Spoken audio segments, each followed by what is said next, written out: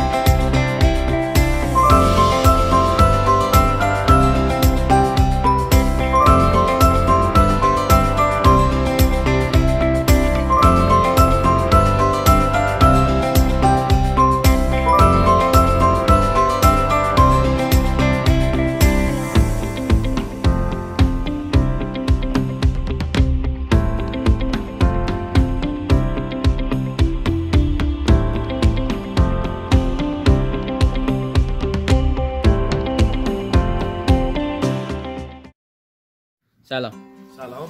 خوش اومدید. ممنون. در رابطه با پیری جوونیشون مثلا از کجا میتونیم بفهمیم و مثلا چه خصوصیت ممکن داشته باشن؟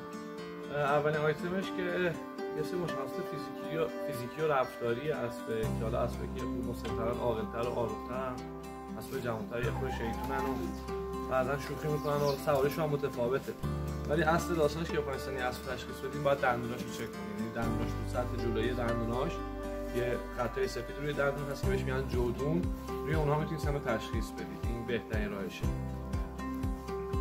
و توی اسبایی که این رنگ هستن از سن 10 سالگی شروع میکنن به سفید شدن و تا قبلش خاکستری یا این رنگ‌ها یا تقریبا رنگ‌های موهاشون هستن. بعد نزدیک سن 10 سالگی بالا شروع میکنن سفید شدن. ما یعنی از 8 سالش یواش یواش داره سفید میشه و هرچی تو آفتاب بیشتر کار کنن بیشتر نزدیک میشن به سفید شدن. بعد مثلا رشدشون و اینا تو چه سنی متوقف میشه دیگه ثابت میشه؟ تقریبا بشه گفت تا 3.5 بین 3.5 تا 4 سال بستگی به تغذیه، محیطش، زندگی و شرایط آب و هوایی متغیره. ولی ماکسیمم تا 4 سالگی صفحات رشدش و لحاظ طولی و قد کشیدن بسته میشه. حالا ممکن طول زمان با توجه به ارزشی که میکنن لحاظ ارزی خورده قابل تغییر باشه. بعد الان این آدم پیر جوونه این این اسب جوونه تقریبا 8 ساله هستش و تولید ایرانه. پدر مادرش اینجا بودن، اینجا تولید شده و اسب ورزشی پرشه و یک مادیون بسیار آروم و خوش اخلاقی کنار من اینجا وایساده. بعد اون اسبایی که معمولا از شیرشون استفاده میکنن اینا همون اسب یا مثلا متفاوتن یا مثلا اصولا شیر اسب خیلی استفاده عمومی نداره، بیشتر برای درمان سل استفاده میشه و نه از همین اسب خیلی فرقی نمیکنه. بعد دختری بودن و پسر بودنش از کجا تشخیص میدید؟ دختر و پسر تو اصل نر و ماده. نر و ماده رو که خب باید به هر حال چک کنی، یعنی باید نگاه کنی. اینجا از صورت ظاهری خیلی نمیشه تشخیص داد که اسب نر یا ماده. درست. بعد غذا دادن و اینا فقط مثلا هر روز میریزین بعد خودشون میخورن؟ از روز 3 بعد براشون غذا ریخته میشه. خوراکشون هم دو مدل هستش. یه مدل علوفه است که شامل یونجه و کاه میشه و یه مدل هم دانجات شامل جو، سبوس و کنسانترایی که براشون تولید میشه. درسته. بعد مثلا چند کیلو غذا میخورن تو روز؟ در روز تقریبا 10 کیلو علوفه، یعنی دیفالت خوراکشون 10 کیلو علوفه است و 3 کیلو دانجات و قندات.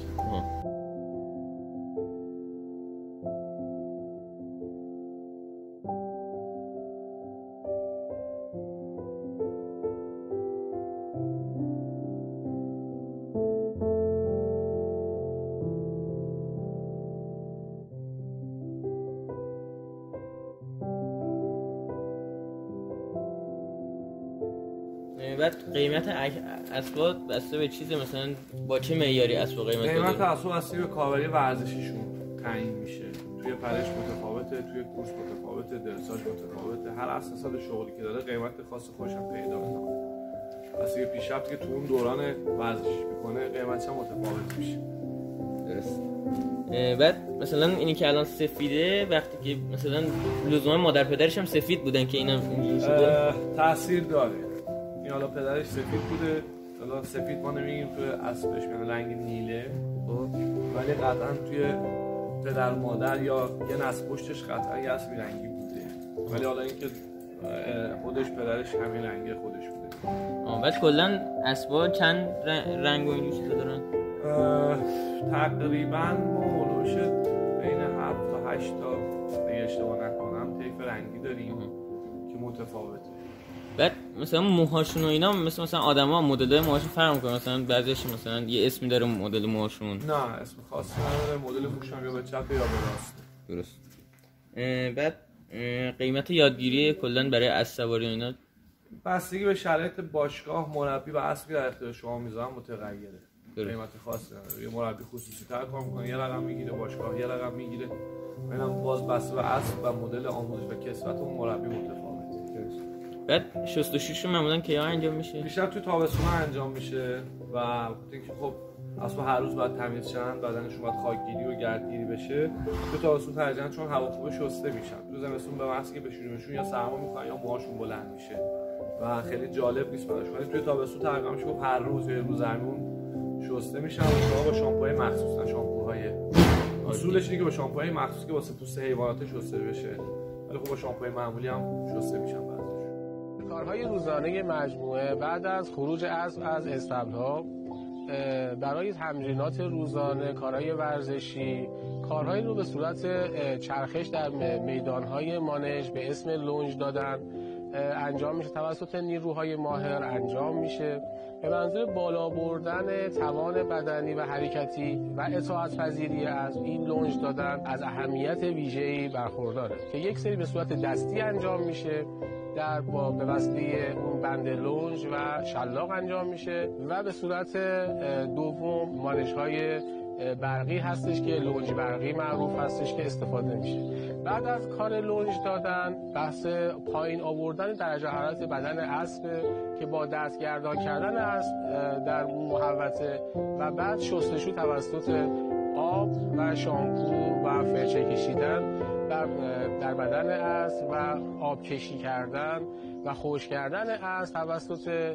محضرهایی که در مجموعه وجود داره انجام میشه. اندازه سایز نسبت به اندازه اسب باید قابل تغییر باشه. اسبی که سایز این هستن و اصطلاحاً لارج هستن باید کم کم یه باکس یعنی استبل 3 در 3.5 داشته باشن. بستر کفش نباید خیلی خشک باشه، یعنی نباید جای سفت باشه. اصطلاحاً ما پوشال میریزیم که حالا در طول زمان با پهن خودش قاطی میشه و این بستر نباید خیلی خیس باشه چون به مرور زمان ممکنه سماشون آسیب ببینه. یعنی خیلی نه خیلی خیسش خوبه نه خیلی خشکش، ولی دمای معمول و رطوبت معمولی داشته باشه که اسبش راحت بتونه بخوابه. درست. بعد مثلا آدما اخلاقشون مثلا فرق میکنه، متغیره کاملا. یعنی بعضی اسبا اجتماعی هم مثل این میاد جلو شوخی میکنه بعد میذاره نازش کنه، بعضی اسبا یه خورده متفاوت‌ترن، کاملا حیوان اجتماعی هست.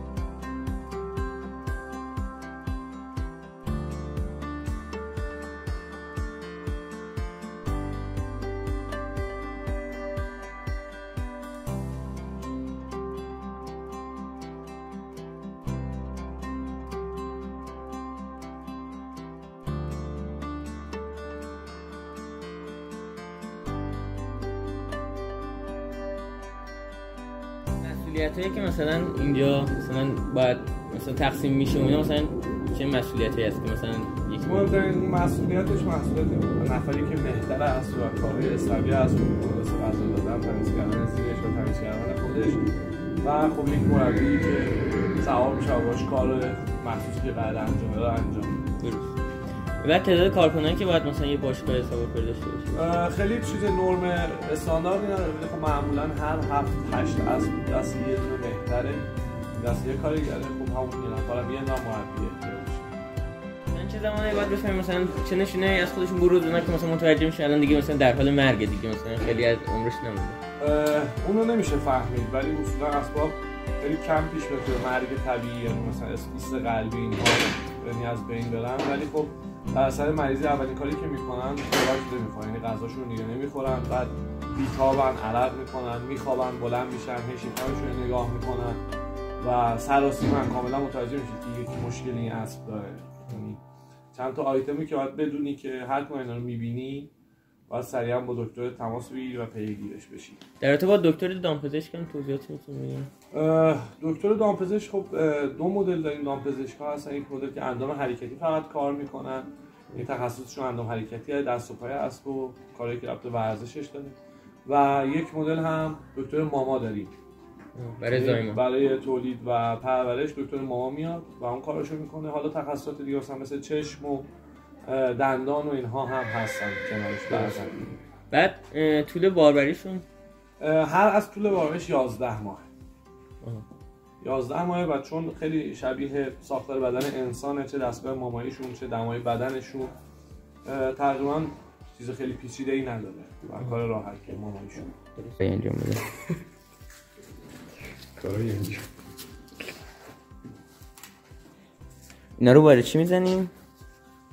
داره واسه سومش با هم میزنه بعد که به پاش فشار نیاد مثلا آسیب نزنه. آره درست. سم زدنشون چه شکلیه؟ با دستگاه میزنی؟ اینجاشون خیلی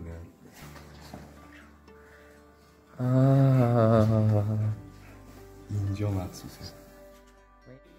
الان دهنش بزنیم. دهنها چون اسب سایز سرشون متفاوته نسبت به سایز سرشون باید تنظیم بشه.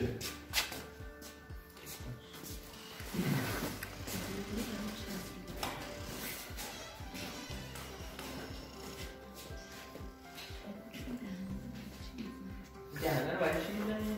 کنترل. یعنی اصلا مثلا به دهنش فشار بیاد. آره. سرعت و کنترل اسب.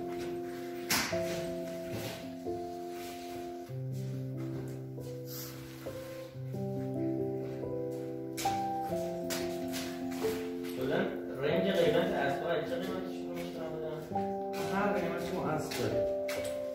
اسب شوق داره. مثلا یه اسب عادی که مثلا بخواد داره اون رقم‌های زیاده، ولی گرفتن اسب دنیا مربوط به اسبای کورس و ریس هستن. اسبای هر اشتباهی هستش تو مرحله دومه قیمت‌های بالا هستن. بیشتر اینا اسبای ریس و این سرعت و کورس هستن.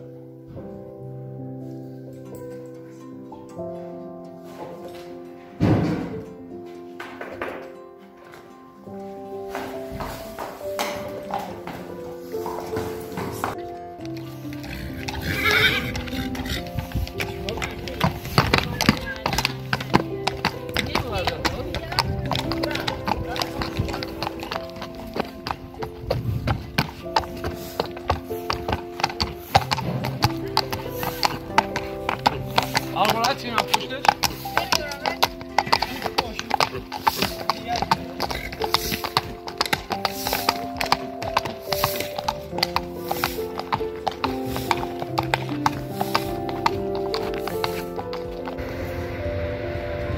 این زمین میریزن چیه؟ سیلیس، ماسه سیلیسه. برای چیه؟ ماده اولیه شیشه است. برای اینکه اسب توش راحت بپرن و توش راحت راه برن، چون بسته که از توش حرکت کنن نباید خیلی خاکش عمیق باشه نه خیلی سفت باشه. بعد حالتش یعنی بتونه روز دنیاست. بعد اسبایی که خب بالاخره مثلا تو قدیم الایام استفاده می‌کردن، اونا که لزوما روی همچین زمینی نمیرفتن. آره خب با حالتی که اون موقع اصل وسیله حمل و نقل بوده و برای همون سبک هم تولید شده و اون سیستم هم عادت کرد. ولی اسبایی که ورزش میکنن و شغلشون ورزش کردنه باید تو همچین محیطی ورزش کنن، چون آسیب دیدگیشون کمتر میشه.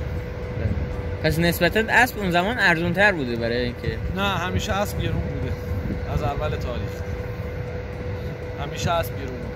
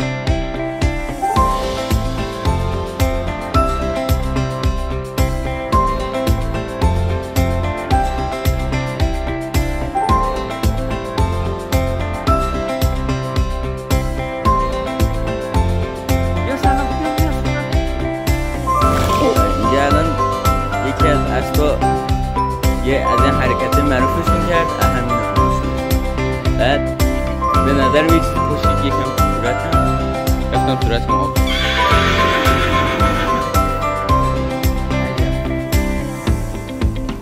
مراسم خداحافظی. خداحافظ گل نار این گفتن که اصل اشتباهی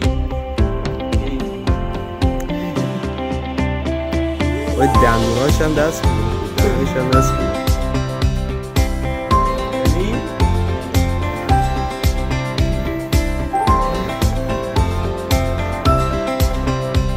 بابا